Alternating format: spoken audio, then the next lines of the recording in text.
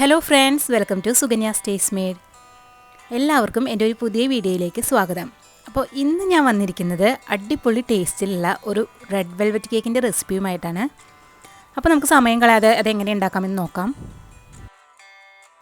അപ്പോൾ ആദ്യം തന്നെ ഒരു കുക്കർ നമുക്ക് പ്രീ ഹീറ്റ് ചെയ്യാനായിട്ട് വെക്കണം. അപ്പോൾ അതിനായിട്ട് ഞാൻ ഒരു കുക്കർ എടുത്തു. അതിലേക്ക് ഇതുപോലത്തെ ഒരു പാത്രം വെച്ച് കൊടുത്തിട്ടുണ്ട്.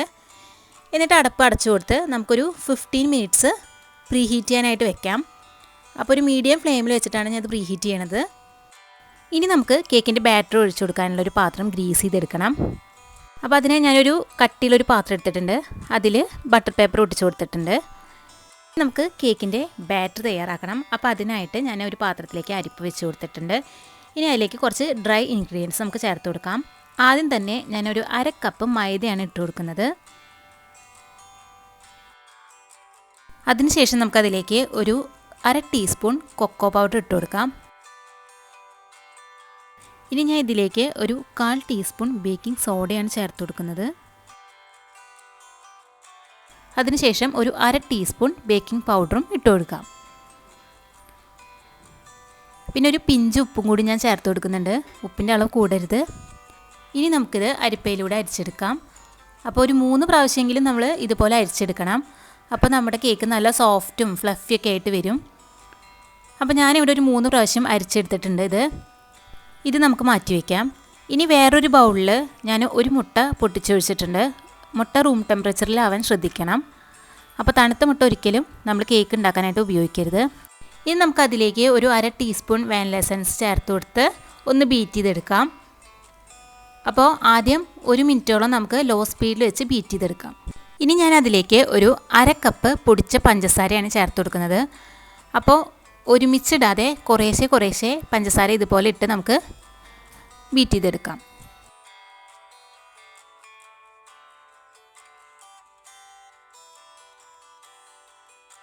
ഇപ്പോൾ നമ്മുടെ എഗ്ഗ് ഒരു 5 മിനിറ്റോളം ഞാൻ ബീറ്റ് ചെയ്തെടുത്തിട്ടുണ്ട്. ഇനി നമുക്കിതിലേക്ക് സൺഫ്ലവർ ഓയിൽ ഒഴിച്ചു കൊടുക്കണം. അപ്പോൾ ഞാനിവിടെ ഒരു 2 ടേബിൾ സ്പൂൺ സൺഫ്ലവർ ഓയിലാണ് ഒഴിച്ചു കൊടുക്കുന്നത്. ഇനി നമുക്കിത് വീണ്ടും ഒരു 2-3 മിനിറ്റ് ബീറ്റ് ചെയ്തെടുക്കാം.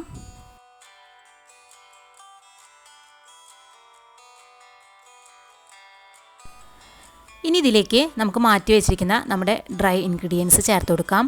അപ്പോൾ ഒരുമിച്ചിടാതെ കുറേശ്ശെ ഇട്ട് നമുക്കിതൊന്ന് ഫോൾഡ് ചെയ്തെടുക്കാം. ഇപ്പം ഞാനിത് നല്ലപോലെ മിക്സാക്കി എടുത്തിട്ടുണ്ട്.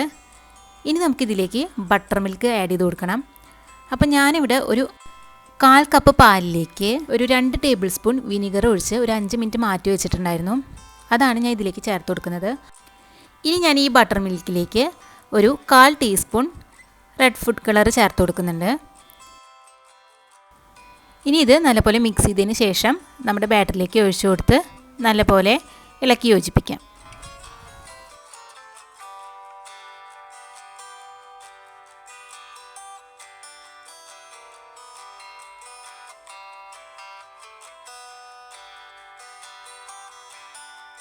ഇപ്പോൾ നമ്മുടെ ബാറ്റർ റെഡി ആയിട്ടുണ്ട്. എല്ലാം നല്ലപോലെ തന്നെ മിക്സ് ആയിട്ടുണ്ട്. അപ്പോൾ ഇതാണ് അതിൻ്റെ കൺസിസ്റ്റൻസി. ഇനി നമുക്കിത് ഗ്രീസ് ചെയ്ത് വെച്ചിരിക്കുന്ന നമ്മുടെ പാത്രത്തിലേക്ക് ഒഴിച്ചു കൊടുക്കാം. ഇനി നമുക്കിതൊന്ന് ഒരു 3 ടൈംസ് ഒന്ന് ടാപ്പ് ചെയ്ത് കൊടുക്കാം.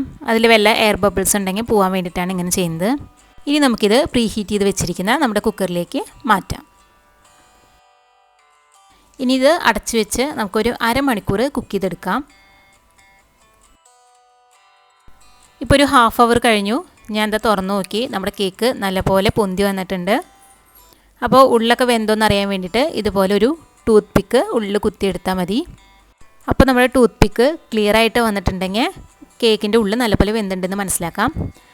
ഇനി നമുക്ക് നമ്മുടെ കേക്ക് ചൂടാറാനായിട്ട് മാറ്റി വയ്ക്കാം. ഇനി നമുക്ക് കേക്കിലേക്കുള്ള ക്രീം വിപ്പ് ചെയ്തെടുക്കണം. അപ്പോൾ അതിനായിട്ട് ഞാൻ ബ്ലേഡും ഒരു ബൗളും കൂടിയിട്ട് ഫ്രീസറിൽ ഒരു 1/2 മണിക്കൂർ തണുപ്പിച്ചെടുത്തതാണ്. അപ്പോൾ ബൗളിലേക്ക് ഞാൻ ഇനി ഒരു 1.5 കപ്പ് വിപ്പിംഗ് ക്രീം ചേർത്ത് കൊടുക്കുന്നുണ്ട്. ഇനി നമുക്ക് നമ്മുടെ ക്രീം വിപ്പ് ചെയ്തെടുക്കാം. അപ്പോൾ ആദ്യം ലോ സ്പീഡിലിട്ടിട്ട് 1 മിനിറ്റോളം നമുക്കിത് ബീറ്റ് ചെയ്യണം. അതിനുശേഷം കുറേശ്ശെ സ്പീഡ് കൂട്ടി നമുക്കിത് ക്രീം മുഴുവനായിട്ടും വിപ്പ് ചെയ്തെടുക്കാം. ഇപ്പോൾ നമ്മുടെ ക്രീം ഞാൻ 1 മിനിറ്റ് ബീറ്റ് ചെയ്തെടുത്തിട്ടുണ്ട്. ഇനി ഞാൻ അതിലേക്ക് ഒരു 2 ടേബിൾ സ്പൂൺ പൊടിച്ച പഞ്ചസാരയാണ് ചേർത്ത് കൊടുക്കുന്നത്.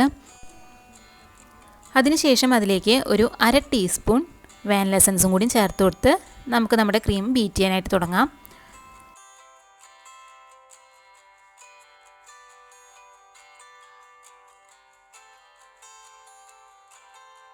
ഇപ്പോൾ നമ്മുടെ ക്രീം നല്ലപോലെ വിപ്പായി കിട്ടിയിട്ടുണ്ട്. ഇനി നമുക്കിതിലേക്ക് ക്രീം ചീസ് ചേർത്ത് കൊടുക്കണം.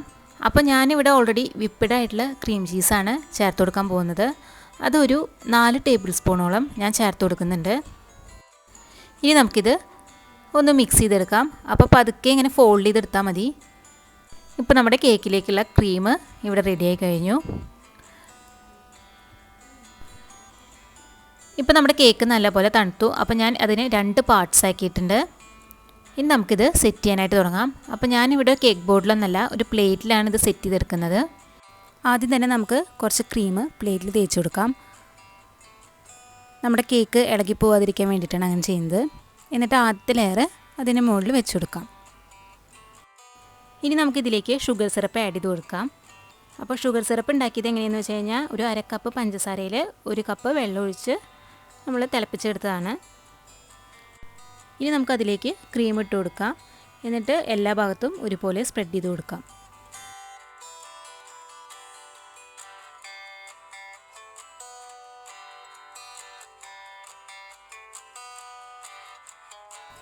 ഇനി ഇതിൻ്റെ മുകളിലേക്ക് നമുക്ക് രണ്ടാമത്തെ ലെയർ വെച്ച് കൊടുക്കാം.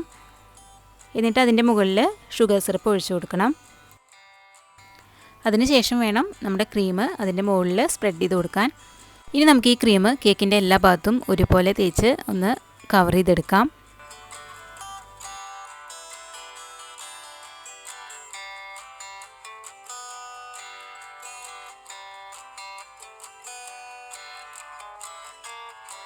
ഇനി നമുക്ക് നമ്മുടെ കേക്കൊന്ന് ഡെക്കറേറ്റ് ചെയ്തെടുക്കണം.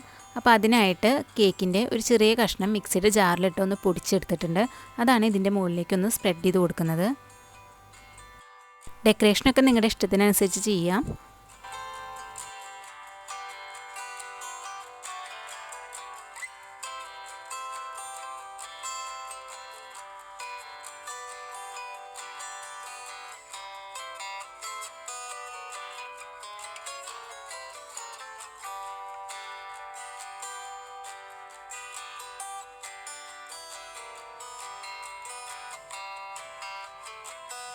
ഇപ്പോൾ നമ്മുടെ കേക്ക് അത്യാവശ്യം കുഴപ്പമില്ലാത്ത രീതിയിൽ ഞാൻ ഡെക്കറേറ്റ് ചെയ്തിട്ടുണ്ട്.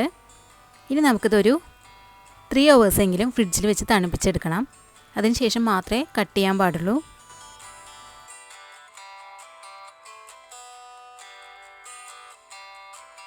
വളരെയധികം ടേസ്റ്റിയും സോഫ്റ്റൊക്കെ ആയിട്ടുള്ള നമ്മുടെ റെഡ് വെൽവെറ്റ് കേക്ക് ഇവിടെ റെഡി ആയിട്ടുണ്ട്.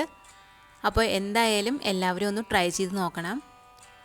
വീഡിയോ ഇഷ്ടമായെങ്കിൽ ലൈക്ക് ചെയ്യാനും ഷെയർ ചെയ്യാനും സബ്സ്ക്രൈബ് ചെയ്യാനും മറക്കരുത്. അപ്പോൾ അടുത്ത നല്ലൊരു റെസിപ്പി ആയിട്ട് വരുന്നവരേക്കും എല്ലാവർക്കും ബൈ.